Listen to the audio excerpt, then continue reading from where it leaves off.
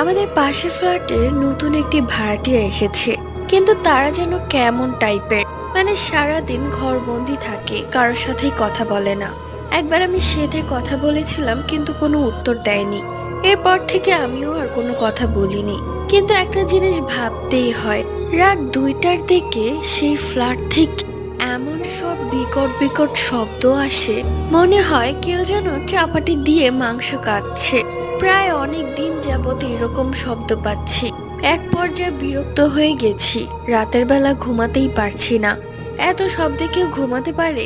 পরদিন সকালবেলা আমি বাড়িওয়ালার বাসায় গেলাম এবং তাকে বিষয়টা জানালাম।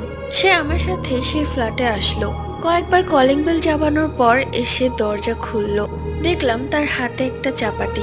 কোনো কথা না বলে আমরা তাকে সরিয়ে ঘরের ভেতর ঢুকলাম।